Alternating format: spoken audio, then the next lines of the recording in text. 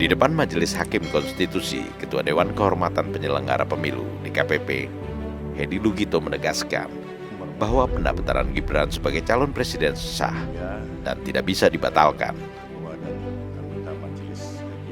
DKPP tidak memeriksa keputusan hukum Mahkamah Konstitusi, tapi memeriksa ada atau tidak pelanggaran etik dari KPU dalam melaksanakan keputusan Mahkamah Konstitusi tentang pencalonan Gibran.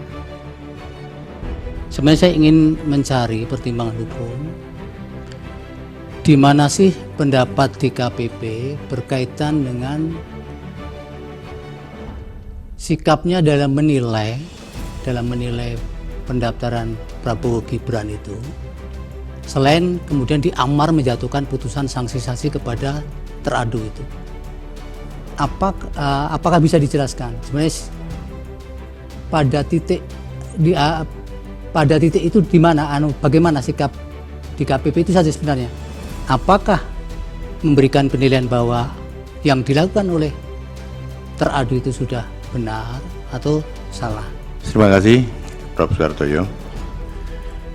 Yang diperiksa DKPP dalam perkara aduan itu adalah dugaan pelanggaran etik yang dilakukan oleh KPU. Dugaan pelanggaran etik yang kami periksa bukan persoalan hukum sah dan tidaknya pencalonan.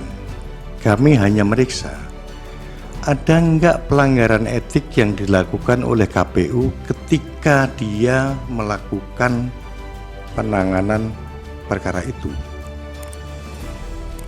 Putusan di KPP jelas ternyata ada pelanggaran etik, tapi DKPP tidak membuat putusan hukum sah dan tidaknya pencalonan itu. Yang kita nilai ada enggak pelanggaran etik yang dilakukan oleh KPU. Apa yang dilanggar oleh KPU? Semuanya sudah kami tuangkan dalam putusan kami, Prof.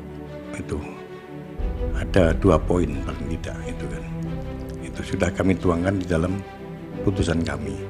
Jadi semata-mata adalah pelanggaran etik oleh KPU dalam menangani perkara dalam menerima pendaftaran Capres dan Cawapres. Sah dan tidaknya, KPU memang melaksanakan putusan Mahkamah Konstitusi, itu kewajiban. Tapi dalam melaksanakan putusan Mahkamah Konstitusi (MK), juga KPU harus memperhatikan tata cara, memperhatikan pedoman administrasinya, harus diperhatikan agar tidak merugikan pihak lain. Tujuannya itu. Jadi yang kami periksa semata-mata etiknya KPU, tidak berkaitan dengan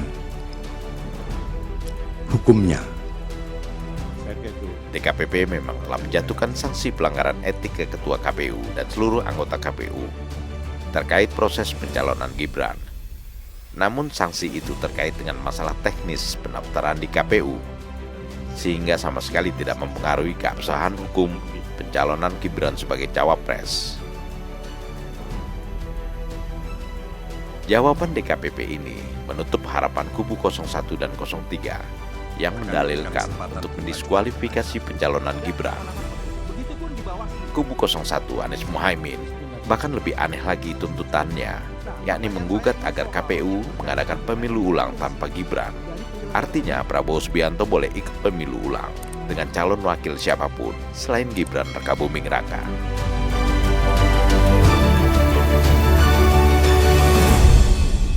Prabowo Gibran, Man of Our Time.